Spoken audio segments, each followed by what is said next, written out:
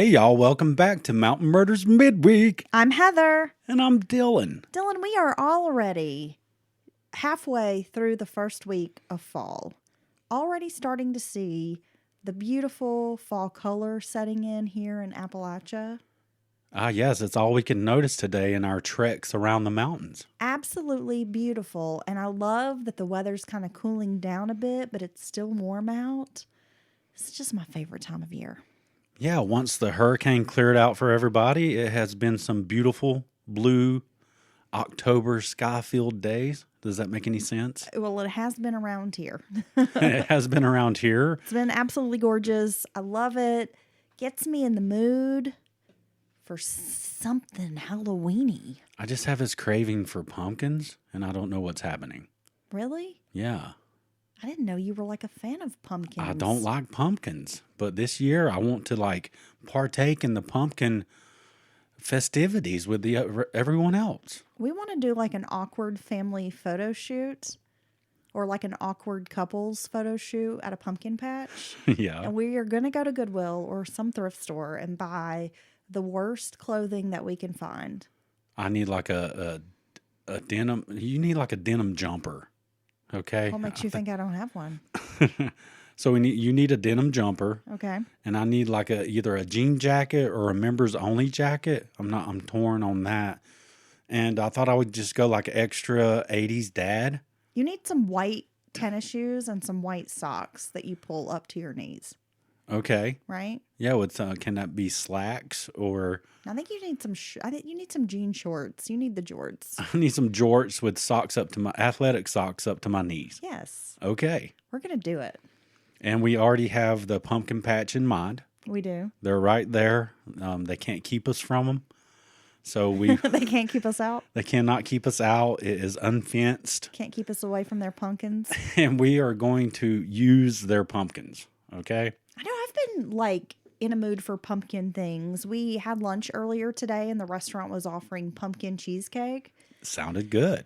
I know. I was teetering on, should I get some? And then I didn't. But then I wanted to go get a peach slushie at our favorite little fruit stand. And I made banana bread. And then the whole time I was making the banana bread, I was thinking I should have put some pumpkin in this damn banana bread. Anyway, yeah. Banana pumpkin bread. We've got a lot of good feedback on our Murder of Michelle Young episode that we put out yesterday. A lot of folks are like, wow, I thought I knew the story, but you added so much more detail. That was great research. So for those of you who've reached out with the positive feedback, I appreciate it. You make me feel good. Yeah, it was a juicy, long episode. I think it could have been a record-setting episode for Mountain Murders here, clocking it at about 2:45. So 2 hours, 45 minutes. We were bullshitting a lot too. And we had a lot of sidebar, but it was fun. And so far we have, everyone said, hey, enjoying every minute of this. So we're glad that people were liking it and we had fun doing it. And I learned a lot about the Jason Young story that I did not know before. You're welcome. Thank you.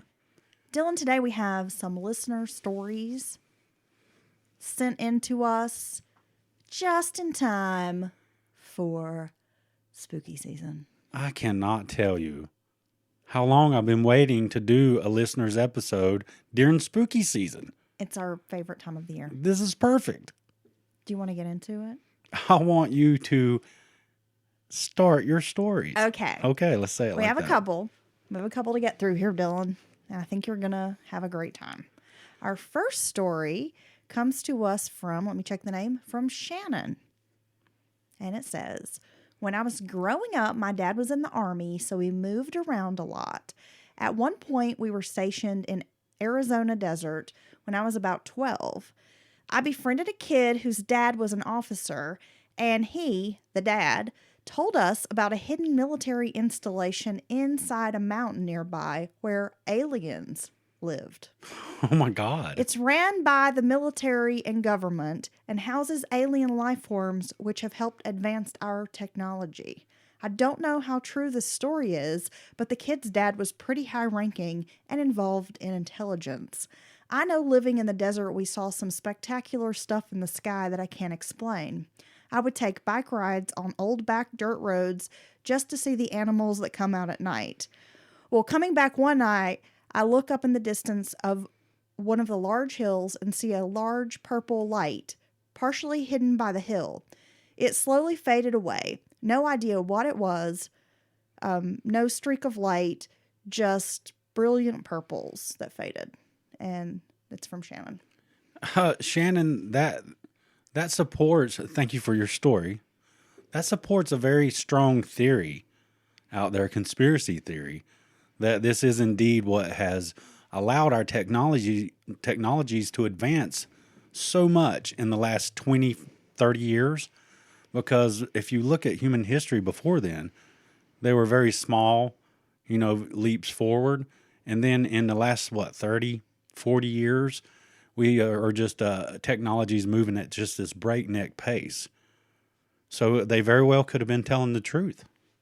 This boy's dad. Now we have a ghost story, and this person wants to remain anonymous, but they have sent us quite a lengthy story, and I can't wait to get into it. Are you ready? Thank you, Anonymous. Dear Mountain Murders, I love y'all's show. Thank you. It's what I look forward to all week, and even when there's not a new episode, I'm always listening to reruns. Please don't use my name. What I did was hella illegal, even though it was 15 years ago.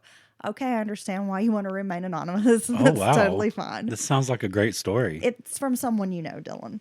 Okay, we're going to talk about this. During my younger years, I was the angsty goth kid in a trench coat in town, and me and my small group of friends were the, quote, terror of the neighborhood. Mostly we hung out at the library and smoked clove cigarettes, but every once in a while we did stupid shit.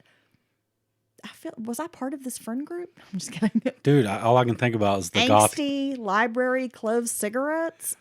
The goth kids from South Park is totally what I'm picturing in my head. Life is pain, man. Life is death, man. Okay. Getting high and reading Anne Rice in the graveyard, getting drunk and sitting on top of the buildings on Main Street like gargoyles with daddy issues till someone called the cops. We mostly were harmless to everyone but ourselves, but one time we did break into a house, which is what this story is about. Okay, this is funny. I like it. There was an abandoned house next door to a friend's house that looked spooky and cool, and one day, in broad daylight, we decided we were going to break in the house and look around.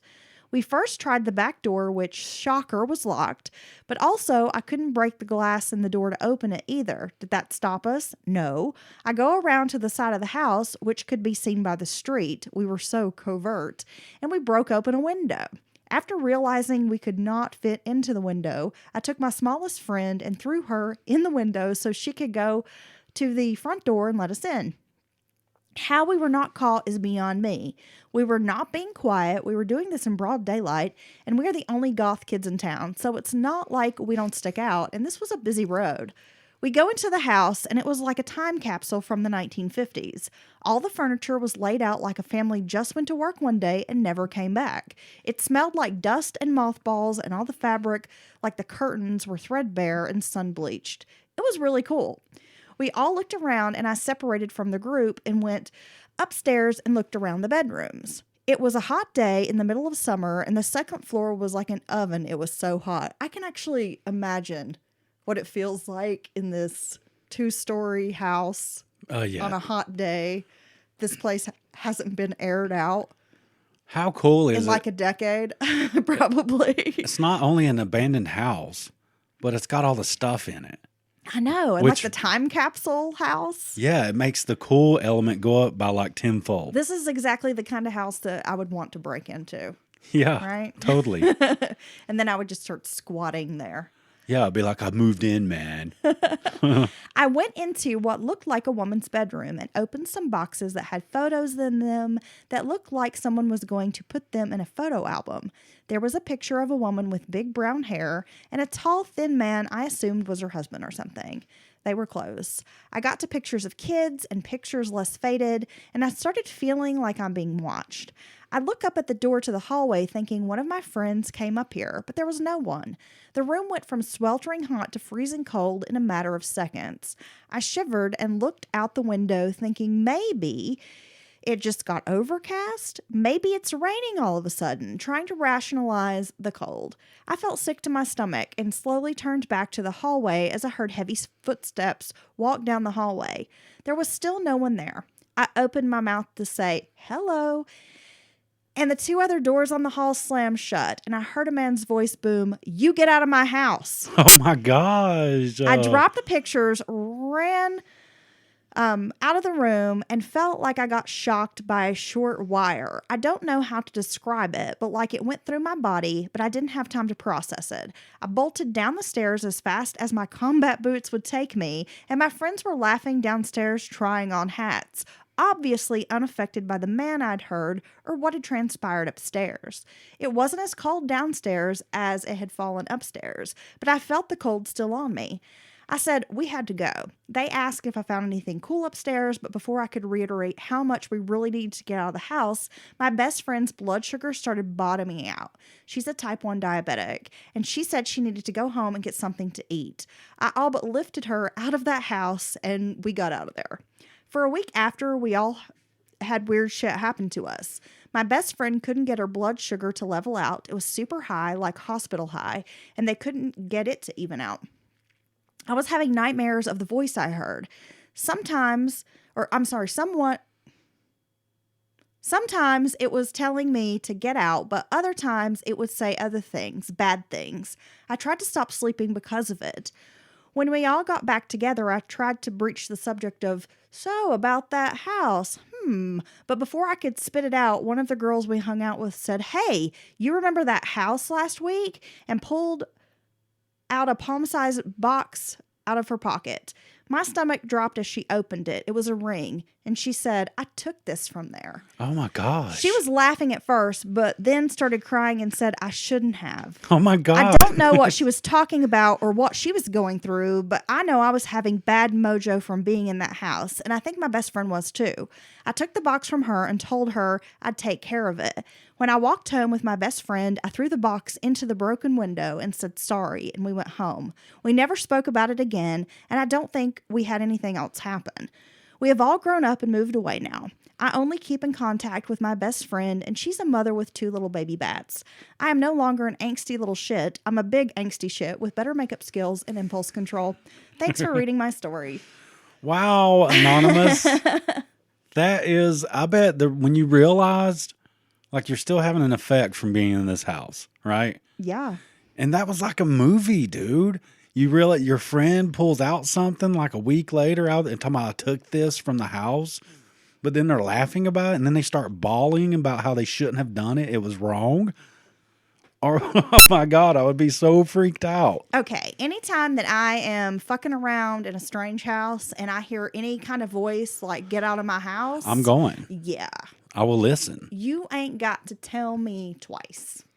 And I think that returning the property Was smart. and apologizing on top of that was the right thing to do. And you very well could have saved you and your friends some kind of more dark experiences, right? Ooh, I want to go to this house. I'm curious of this backstory of this house. Yeah, like, why has this house been just cooped up with all these, like, literally all their belongings are in there, down to pictures and jewelry and stuff like that. Things that anyone would take under most circumstances, right? Yeah, I know. It makes me wonder if someone passed away and their family just locked up the house and didn't clear it out. Or what if something happened to the whole family at once? Oh my gosh. I need to know Dude, some history about this property. My imagination is running wild. I mean, it's like a very cool story, but I imagine it was scary at the time. Look. And there is something very enticing about going in like an abandoned house and poking around. But I'm also a little bit of a chicken shit when it comes to doing that. Because 1, I don't want to get shot. 2, I'm always worried about snakes. This is why I've been waiting for our listener stories, because they are the best listener stories. Dude, they're really good. We've already had aliens and high strangeness and a paranormal activity, a creepy old house. This is perfect. We also have another one.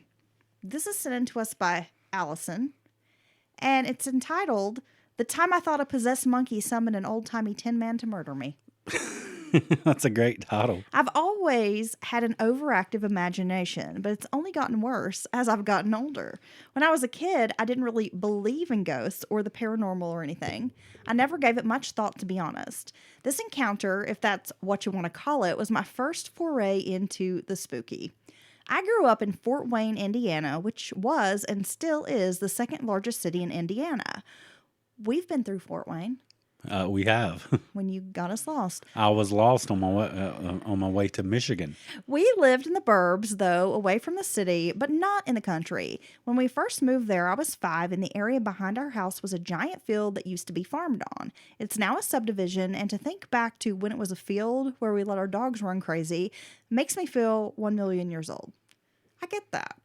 There is a field that is located like behind my grandparents. Like my aunt lives in that house now. Used to be this big old field, and I remember flying kites there as a kid, and now it's a public park. And so that's really strange to me. You were talking today about how everything used to be farmland around here, and now it's just a bunch of junk. Our house is 2 stories. My parents still live there, but the majority of the living space is on the first floor. From the front door, you walk into a small foyer, which leads immediately into a hallway that runs the length of the house and directly in front of what would be the living room. It's sort of like a great room. The ceiling is vaulted, and once you walk all the way into the room, you can see that the stairs are on your right, and then there's like a balcony kind of overhang from the upstairs. So you can see up into the upstairs area. Upstairs is a small family room to the left, then the balcony area where my parents still have a desktop computer. Then that goes into what was my oldest sister's bedroom, because of course she got the room that was away from everyone, that bitch. I want to go to this house. Sounds cool, bro. I know. I'm like, this sounds nicer than any house I've ever Yeah, lived in. damn. I want to go live in this house with your parents. Exactly. Yeah, let's go. Maybe we could afford a house in Indiana. Yeah, mate. Will they let me rent the I'm telling you, upstairs? I find the most amazing Victorian houses for sale in Iowa In Indiana. and the Midwest area. So cheap. And Dude. these are like fucking nice houses that here would be like $2 million. And there they're like $150,000. or 225 or Yeah, so. like totally affordable houses there. So I've been telling you maybe we need to move to the Midwest. I told you, is the only way we're going to get a dope ass, super cool Victorian house is if we buy it in the middle of nowhere in Idaho or in Iowa or Indiana, any of those places. And but she's like, then it's going to be in the middle of nowhere. I'd be like, so we can just hang out in our cool ass house. Well, no, I don't mind that it's in the middle of nowhere. My concern is how are we going to pay for this house? But if you start selling feet pics on Only Toes, I think we could do it. I will start my Only Toes account, and I hope everyone follows me from here over there. Yeah, and you could also start one on like Only Buttholes. I'm not going to... that's too high a cost. Okay, finish your story. Next to the living room, on the other side of the stairs, is the kitchen, where there is a back door on one wall leading to the backyard, and then the giant field behind us, and a door that leads to the garage on the opposite wall, the same side as where you would have walked in the front door. All of this prose will make a bit more sense in a minute. I'm the youngest of 3 girls. We're all 4 years apart from one another. Jennifer is the oldest, Tracy is the middle sister, and I'm Allison. So we were close enough in age to surreptitiously sometimes borrow clothes, and far enough to annoy the ever-loving shit out of one another, especially as the youngest. I got away with a lot, but also got picked on a lot. My sisters called me Ali Ababwa from Aladdin. I hated it, but now I've embraced it. As you've probably noticed in the Discord chat. Yes, Yeah, I was about to say. This is from our friend Ali Ababwa. Ali Obabwa. That's so funny to know how, because I was just like, that's weird. Like, where did you get that? To be. Yeah. I was like, that came name to be. The name came to be. Oh, I'm so tongue-tied. Or the time my sister stole my skirt while a cute guy was out back fixing something, and they formed a pulley system to keep it away from me. I digress. All of this to say, I was almost never left alone growing up because sisters, but also because I guess my parents understood that would be stupid. One day, and I can't remember why, I was home alone. It was in the summer, so most likely my parents were at work and my sisters were off doing dastardly things. I think I was going on maybe like 8 or 9. I was doing what you'd like to be what you'd think I'd be doing, snooping in my sister's upstairs bedroom. I was probably looking for more contraband, like the mostly empty bottle of vodka I found in the back of her closet one time. My oldest sister is 8 years older than I am, so she would be around 16 at this time. She had the creepiest mother effing stuffed monkey that has ever been manufactured that she still kept in her room for some reason. Its giant eyes would follow you. Shudder. I hated that thing. So when I was in her room, I got a super weird vibe from this damn monkey, and it really creeped me out. I grabbed it and threw it over the railing to kind of behind the TV in the living room area. I watched it for a second to see if it would like move or curse me for tossing it or burst into flames or something. After getting rid of the monkey, I thought I heard a noise downstairs. You could hear a lot in our house because the living area is so centralized. At first, I thought one of my sisters had come home, so I panicked and started to dash out of Jennifer's room. I stopped in the doorway and listened and glanced at the monkey I'd thrown behind the TV. It had moved a solid 12 inches and was facing a different way. It had landed face down, and now it was turned 180 degrees and was like sitting up. Oh, hell no. My first thought was to yell at Tracy for being such an asshole. It wouldn't be the first time she'd played a trick on me, of course. Like the time she put a full glass of water on my bedroom door and it drenched me as I walked in. Or when she hung all of my underwear on my fan and put it over my stuffed animals' heads. Sisters are fun. I broke my eyes away from the monkey as I heard a faint click, like a heel hitting the kitchen floor, very slowly. I stopped breathing and literally couldn't move. As a side note, I have no idea where our dogs were at this point, those lazy bastards. My eyes were glued to the doorway where the kitchen and living room met, right at the bottom of the stairs. I heard another click and what kind of sounded like a rustle of clothing or something. Oh, my God. I still couldn't move my eyes or my body. Then I saw it creep into view.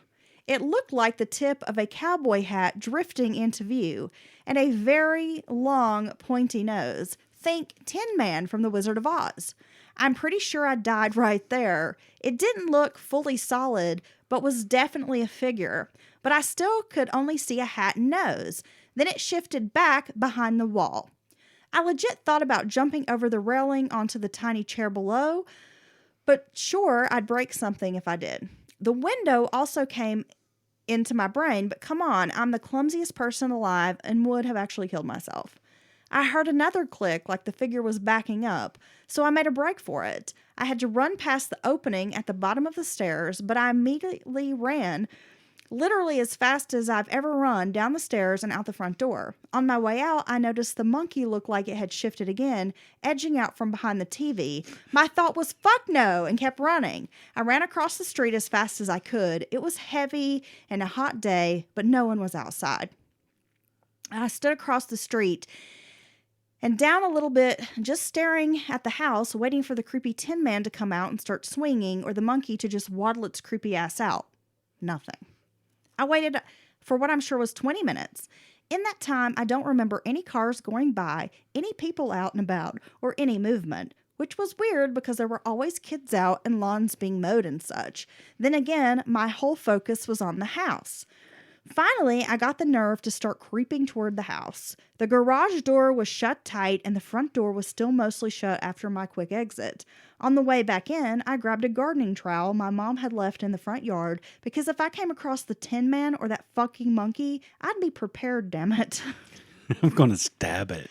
I creeped inside and the dog greeted me. Nice. Thanks for the help. I slowly walked into the kitchen, waiting to hear a noise, a click, something. But nothing. I rounded the corner from the hallway, and there was nothing there. Nada. Zilch. The door leading to the garage was shut tight, and the back door was also shut with no evidence it had been opened lately. I went throughout the whole downstairs and found nothing. I went upstairs and found nothing. Finally, I went into the living room to just look around, and the monkey was back to where it was originally, like how it had landed, on its face firmly behind the TV. You best believe I picked that fucker up with some tongs and immediately went outside and threw it in the trash. I have no idea what I saw or heard that day. I hadn't seen anything before or since. Maybe my mind was playing tricks on me because I was home alone. I don't know. I do know that I now 100% believe in ghosts and spirits. Thanks for reading. Okay, If I saw this fucking monkey, Dylan, doing any of this shit, I would die. I keep A thinking creepy about. monkey, no thanks.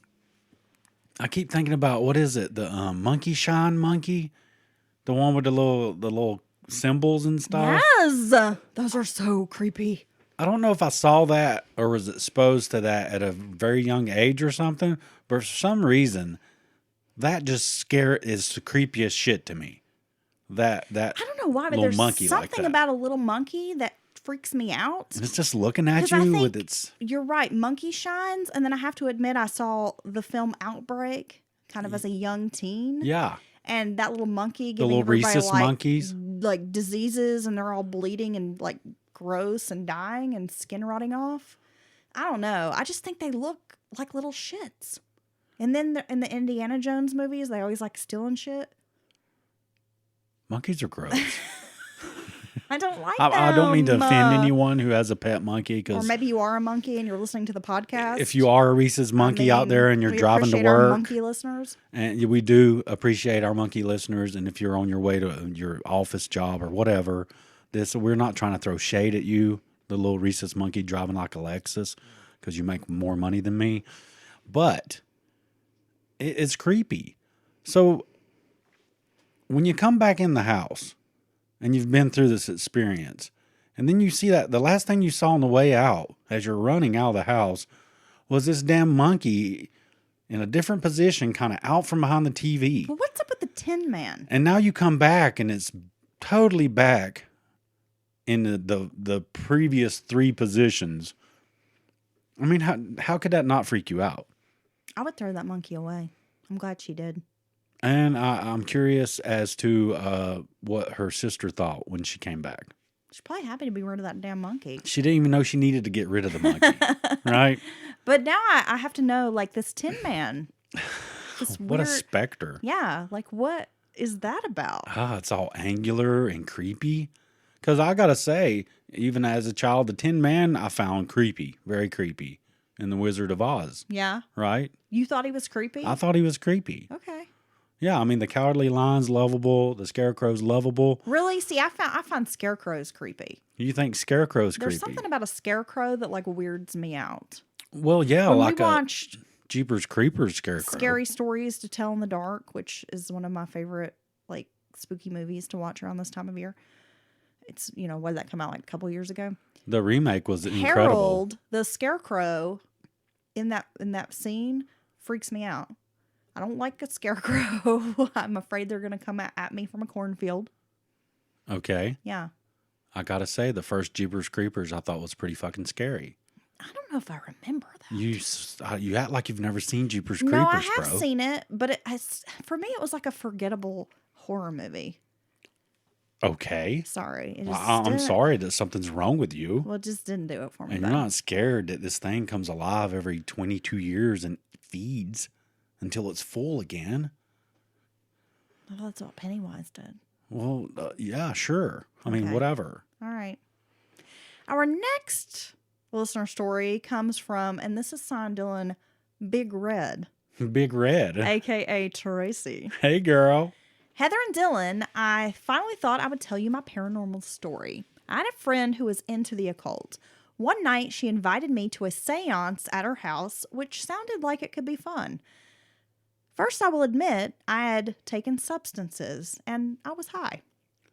Okay. I'm on board with you. She had about 6 guests, and we made a circle around her dining room table. She had candles everywhere. She said she'd never led a seance before, but she had participated in them in the past. I remember she was chanting a lot, and then suddenly it felt like the air in the room shifted. I know that sounds crazy, but I felt like something changed. Though she was trying to summon the dead, nothing much happened. However, I feel like something attached to me and followed me home. See, this is the danger. After that, I started hearing strange sounds in my apartment, even the sound of a dog whining at my front door, but there was no dog there. After a few weeks, I asked my friend to come over and cleanse the place, since she owed me that for summoning something that followed me home. Love it. I could hear this phone conversation. You owe me, bitch. Yeah, You get your ass over here. You didn't know what you were doing. I have this dark energy attached to me, and I need you to come over, sage the house, and I need crystals on the four corners. You owe me that much. You know, Dylan, the idea of attending a seance does sound kind of exciting. I'm afraid I would do it. I think I would. I'm not comfortable to like lead one because I literally have no idea what I'm supposed to do. Just like, hey, knock 3 times on the ceiling if you want me. And then the ghost would be like, oh, fuck her and leave. But I would probably go. But I think my fear would be something would follow me home. I would be nervous if, honestly, I would be nervous if the person leading it was not experienced. I think that might give me pause. Right. Because in all the movies, you never know. You don't know what, I mean, and you can say, well, nothing, it's not real, nothing's going to happen, but what if? What if you open your fridge and it's like, Gozar? What if you curse the yogurt, right? Yeah. No, but what if... And the next thing you know, I come home and you're like, there is no Dylan, only Zool. What if you accidentally do open some kind of gateway or something? Or allow some kind of dark energy into your space? Which it sounds like this could very well... The dog, that would... You know how crazy that would drive me? We've been terrorized by... Can you please tell them about the neighbor dog? This is funny. I mean, maybe it's one of those things where you just like have to be here. But we have this neighbor dog, and this poor thing looks like it's about 100 years old. It's 100 years old. Is it? Do you think it's a Shih Tzu? It's totally a Shih Tzu. Or is that like an Opsalopsa? No, well, it's a Shih Tzu, I think. I think it's a real Shih Tzu. Yeah. Like for real. Like a hybrid Shih Tzu. Yeah. And it has like this weird little mustache almost. It looks like a Fu Manchu, right? And he hobbles. It drags around. Because he's so old. And it's decided it wants to be friends with our little dog, which is sweet. Well, the majority of the time I've seen this dog, the owner is carrying it because I think it's so like old that it can't even walk. She like carries it around the yard so it can get some air. But lately, take the dog out and air it out. But I've seen their apartment door open, and so the dog's been getting out some. And every time I'm out with Rufus, which is like all the time, it now wants to be friends, right? And this is the dog. I think we talked about it last episode, or maybe we didn't. About he wants to pee on this dog. Rufus wants to piss on this dog, and I'm just like, what is wrong with you? You can't pee on this old dog. Stop peeing on the old dog. But this dog loves Rufus, right? And wants to be friends. So now it started showing up at our house, at our door. And the other night, Dylan was being stalked by this dog. I couldn't go out there and have a cigarette. I couldn't have a moment to myself because here's this dog, and it's at the door. And, of course, it has Rufus at the door, clawing at the door. And I go to this dog is whining and I'm barking. Just like, look, I'm like, I mean, this cute little dog, I'm not going to be mean to it, but I try to shoo it off. And most of the time when you're like, get on now, get. Yeah, he's like, go home. You need to go home. I go to shoo it away, and the dog just falls out on its back and starts screaming like I'm just beating it in his ribs or something.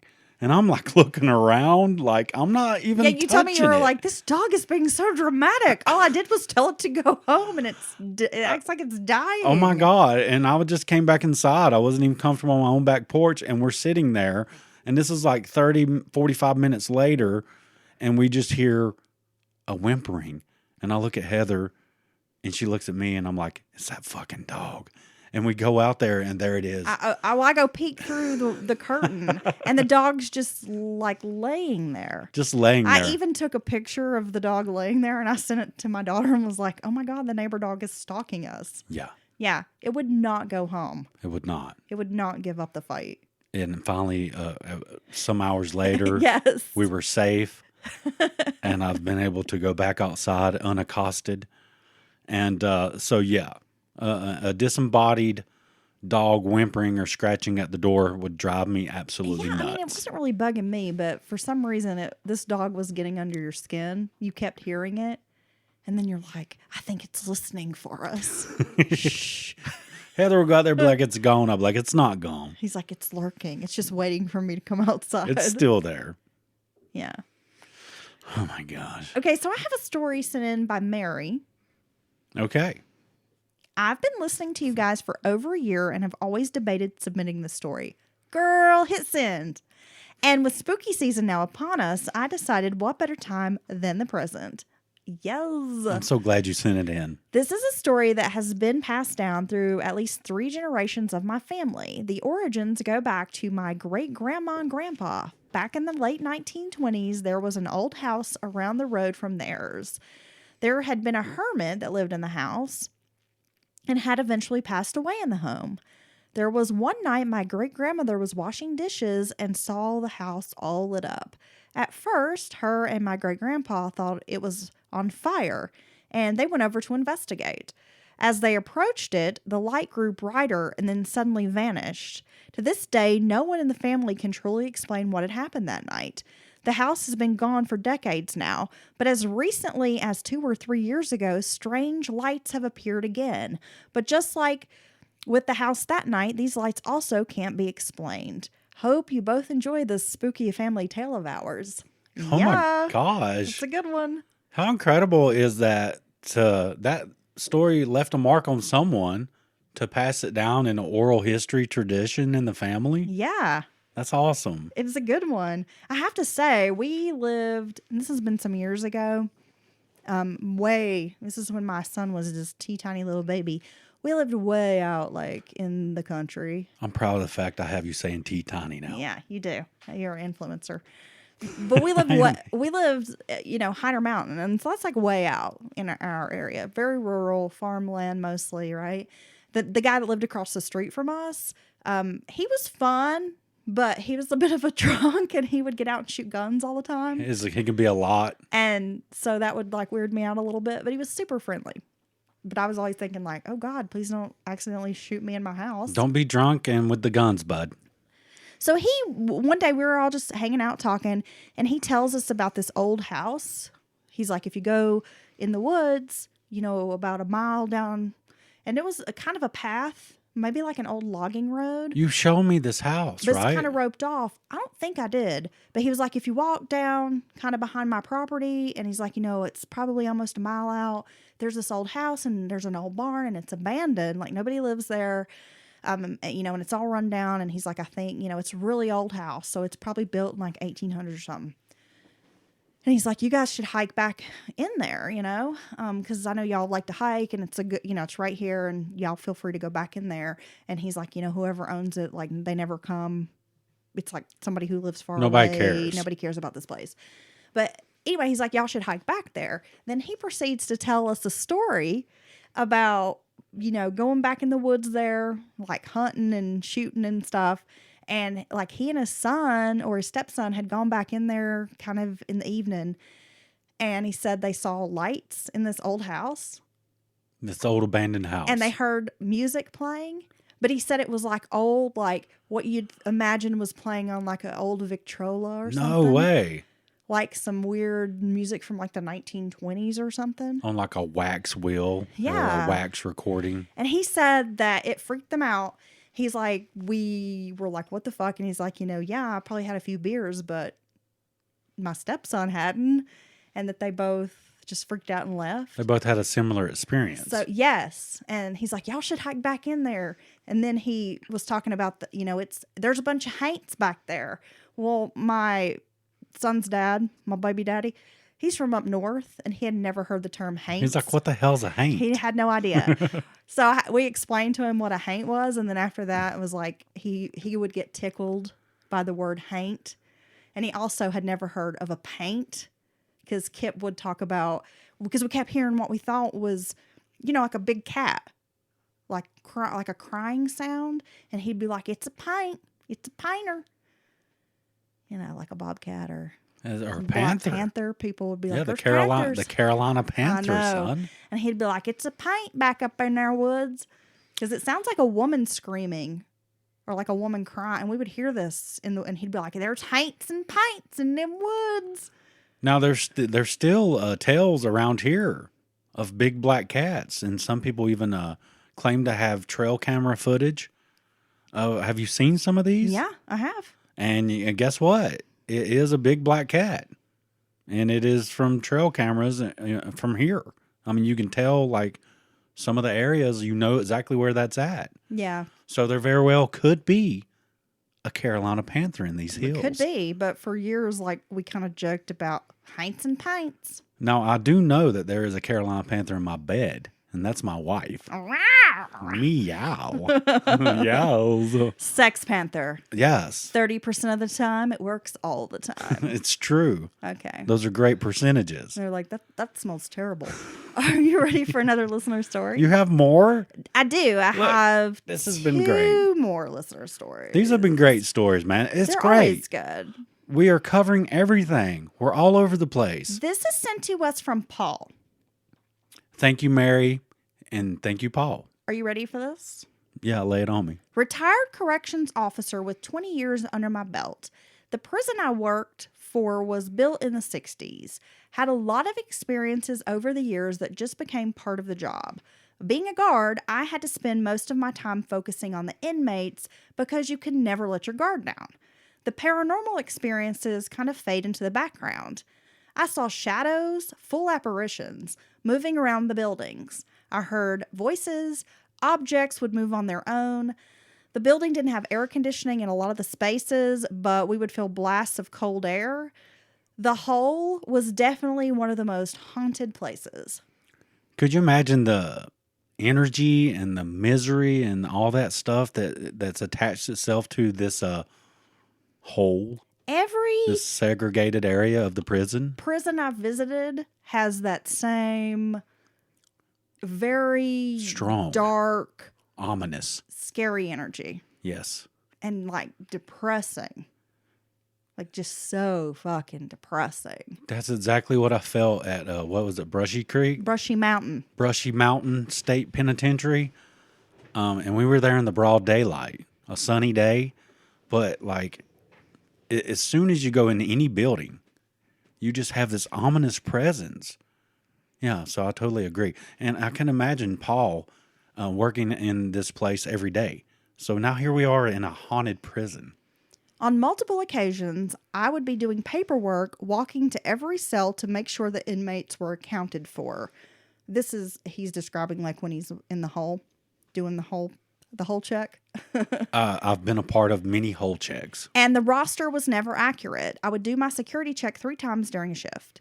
No one would be in the area, and the inmates were under lock and key. I had something brush my neck and shoulders while I was doing my security checks many different times. Some of the inmates would say they felt someone had been in their cell, even though in the hole, no one entered the cells. Inmates attract paranormal, in my opinion, because of the anger and rage they often hold on to. Could you imagine being locked in a cell and thinking that something's in there with you and you can't get out? Oh my God. That's fucking scary. That's terrifying. That's a horror movie. That's a great horror movie. Think of a psychological, like, intensely scary psychological horror film, and it's about somebody being locked in like a hole, like the hole. Paul, we need you to consult on this movie project, please. Yeah, see, I'm full of I'm full of shit. Just guys. no, we can't. Yes. Wouldn't that be a good horror movie? It'd be incredible. And he keeps like begging for help and telling the guards that something's in here, and they're just like, you're stupid. And then every time they leave, like it crawls out of the fucking shadows and touches them and shit. Ooh, like those Japanese horror films. Yeah. Where you got like the little creepy girl walking on the ceiling with her fucking head. And see, you could do really scary stuff with it. It's a good story. Somebody write that, and I'll call it The Hole. I'll watch it. And yeah. Early in my career, there was an inmate who hung himself in a laundry area which was located in the basement. More than one employee saw the guy in that area. He would round a corner and vanish. We called him the Gray Man because he was a grayish shadow figure. The fucking Gray Man, dude. This movie's writing itself. It's pretty creepy. That's the story. That's the end of the story? Wow, I'm worked up now. Are you? Yeah. Heather's looking at me like, what does that mean? Whoa. Are you going to rake leaves? That's like super scary. And the thought of these poor, I mean, obviously they're criminals, but these poor criminals locked in this little cell and thinking something's in there. And that's just creepy. And I don't want to walk around a prison laundry room and see a gray man. I work in a 100-year-old mill, 100-plus-year-old mill. And I don't know if it's just the environment and all the stuff running or what. But in the basement, I constantly see shadow, what I think are shadow people or out of the corner of your eye. So I truly wonder if it's just a trick of the light or something. Well, you've sent me photos But from the basement. a lot of If people have someone died. filmed a horror movie in that fucking basement, it would be terrifying. It would be scary. You could make a Saw film in that basement. That's what it looks like. Like, it's so, ugh, just gross and grody and old and like nasty shit everywhere. For the spooky season, I will take some pictures of the creepiest places I've found in this Please basement. do. And I will get Heather to post them on our Instagram, on Mount You should Murder's totally do Instagram. it. And yeah, so I totally understand that feeling. No, Or- you've told me. And or you I say feel there's like like mutant bugs and gigantic rats and shit down there. Yes. Like, you've sent me photos of like bugs that Like are 2-inch long German cockroaches that are not even supposed to get that big. it's like as big as your fucking hand. And they're big as like a hissing cockroach, and they're not supposed to get big like that. Oh my God. I've seen just the weirdest bugs. Okay, we've got one more story, Dylan, and this comes from Michael. Are you ready? Yes. What's next? I can't imagine. Boo, bitch, boo. I saw a big bird. Oh, Now, bear with me, because when I say big bird, I don't mean the yellow guy from Sesame Street. like I was like, let me explain. Hear me out. Yes. Hear me out. I was working for a telecommunications company a few years ago down in eastern North Carolina along the coast. I got called out to some property and saw a pond near where I was supposed to be working. I talked to the homeowner, a nice old man, for a bit, then followed a dirt road down from his house to the area where I needed to go look at this pole. I was in a company van at the time. I got out of the van, which was near this pond, so after I assessed the pole situation, I decided to scope out the pond. Approaching the water, I had to step down a slight embankment, maybe like 2 feet down. I looked kind of down at the ground, and when I glanced back up, I saw something out of the corner of my eye. I thought it was a person, but I soon realized it wasn't a person, but a bird. It's a fucking thunderbird. The biggest bird I had ever seen. Its body was the size of a person, and the wingspan, I can only speculate, it was somewhere between 14 to 15 feet Oh my wide. God, this is a thunderbird. I've never in my life seen a bird this size. And when I say it was like 3 times the size of the largest bird I've ever seen, I'm not exaggerating. Okay. No, thanks. I would freak out, right? Fuck yeah. See, I knew it. I knew we were going to come full circle with these stories. We've hit them all. We've hit it all. The high strangeness, the aliens, paranormal experiences, a haunted prison, and now here we are at a cryptid, a legendary cryptid. What is his name? Michael saw a thunderbird. I think he saw a thunderbird. The neck was longish, like a crane, and the bird was a silvery gray color. I froze in my tracks because I couldn't believe what I was seeing. Then suddenly it noticed me and took off clumsily running, then launched into an awkward flight. All I could think was this prehistoric bird was going to drop down, swoop me up, and carry me off to a giant nest of death. Oh my God. The wings seemed to swirl. It's hard to describe. Like how a calm lake water looks when it gets a ripple. The bird swooshed up into the air, gone forever. The wings reminded me of 2 sheets flapping in the wind. In my mind, I explained it as some really large type of eagle, but it wasn't an eagle. The more I thought about it, the more I realized what I had seen was almost unworldly or from another time. What else can I say? I mean, it could be a thunderbird. You're right. And you know what? I mean, I've read stories about the Dismal Swamp in Virginia. Yeah. People having seen thunderbirds there. Is a dismal, The abysmal? Great Dismal, it isn't the Great Dismal Swamp. Oh, I don't know, but I want to go. Yeah, I'm pretty sure it's dismal. And then also there have been a lot of reports, surprisingly, in it's the Dismal Swamp. Surprisingly, in Pennsylvania, there Really? have been quite a few thunderbird stories in that area. And Mothman. Well, yeah, you got Mothman in West Virginia and stuff. Yeah. But, I don't know a ton about thunderbirds, but I had listened. The reason I even know some of these things is I had listened to a podcast probably a year or two, like mythical monsters or something. Yeah. Or something like that. And they had covered big, like thunderbirds and stuff. And they're actually reported in a lot of different cultures. There's a lot Yeah. of Native American stories. I was going to say the but native. there's also stories in like other parts of the world about these big birds. Man, when you have these cryptids that are just worldwide, and And the I think stories like Michigan, Wisconsin, people have reportedly seen them. and the stories go back for 1,000 years through all these different societies and civilizations. I mean, how does that happen? I mean, like you have the Bigfoot and the Yetis and the things like that, or the always some kind of little devil-like creature. Well, or you kind of strongly believe or theorize that these cryptids are those interdimensional beings, right? And you think they possibly travel. Well, okay. So the I mean, reason isn't that kind of what you think? the reason I think that could be true, and like I've said before about conspiracy theories, I won't go too far out in the weeds, is it only makes sense if it explains the illogical. It explains all the things that don't make sense when you try to apply other explanations. Does that make sense? Well, yeah. And so the fact of, say, Sam Squinches, the Sasquatch, the fact that we get these glimpses of it, but there's never any evidence and you never find dead bodies and they're just there and then they're gone all of a sudden. And it's this huge creature. You know what I mean? I mean, this creature that's 10, 8, 9, 10 foot tall, you would be able to hear it from 2 miles away in the woods. You know what I mean? One would think. It can't. Well, yeah, you Right? take a bear of any size, bro. You can hear it coming for a mile, mile and a half before it gets anywhere near you, just because it's clumbering around through the woods and stuff.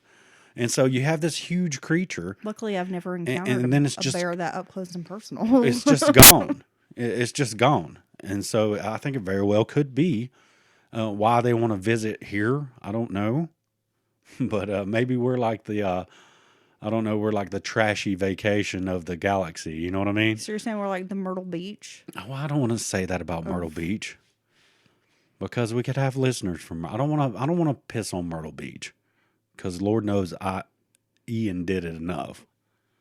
I'm just saying, I think a lot of people from Myrtle Beach recognize that Myrtle Beach is what it is. Myrtle Beach has went downhill. Like people in Pigeon Forge know what Pigeon Forge is, right? Well, maybe we are the Pigeon Forge / Myrtle Beach of the galaxy. Maybe. And I've lived in Pigeon Or Forge. the Branson. I love people in Tennessee, but they know. Well, I'm not saying we don't like it. They know the type of people that come there and hang out. I mean, fuck, I'm not going to turn down a trip to Myrtle Beach. Okay? So yeah, I think there will could possibly be interdimensional beings. And don't even get me started on the missing 411 or the stories about Well, I was portals. going to say the most, I'm not going to say it's full on evidence, but one of the most like, whoa, I believe this could be true pieces of documentation that I've ever seen was in the Missing 411 series. In one of those documentaries, it was a group of fellas, and from like the 70s up until present, they had been making a trek out to way out in the Sierra Nevada mountains in like Northern California, I believe it was. And they'd been doing this for like 30 years. And they pack out and take like mules and donkeys and shit to So get it's a big deal. a big deal. And at one point they'd even built like this lean-to kind of thing out there in the woods, and it had like a door on it and stuff.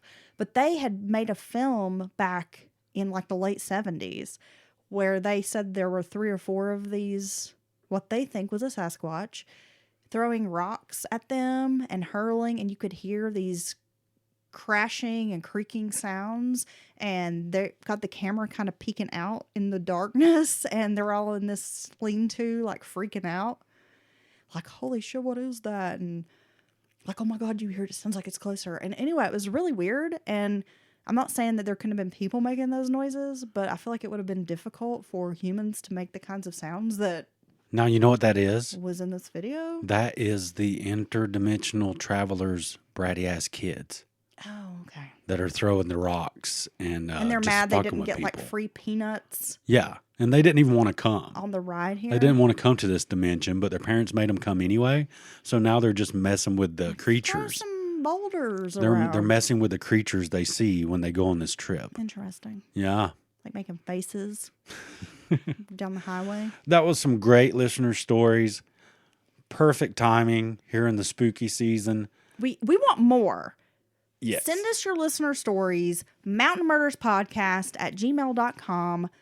You can send them via the messenger on Instagram, direct message them, which a lot of folks do. You can also send those messages to us on Twitter, Mountain Murders.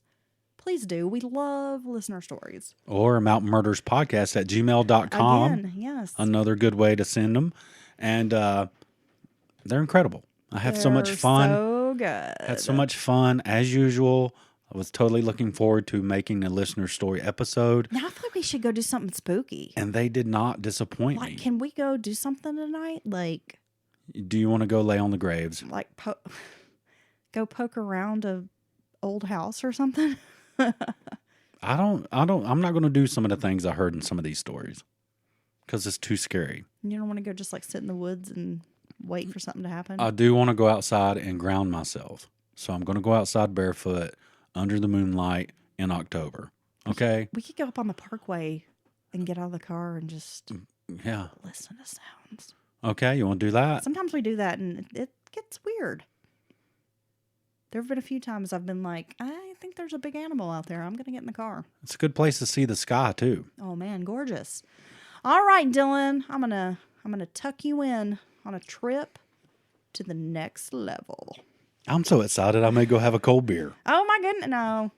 What? You can have some hot cider. I don't want hot cider unless there's liquor in with it. a cinnamon stick in it. Ooh. I'll microwave it for you. You will? Yeah. Will you tuck me in? Okay, guys, we hope that you're having a great week and just, keep rocking in the free world. We'll be back on Sunday with a brand new true crime episode. And remember, we're here in the month of October, so that means all of our cases are out of the state of North Carolina. We've come home. Yeah, so we've got a good one coming up. Bye, Dylan. Bye, Heather.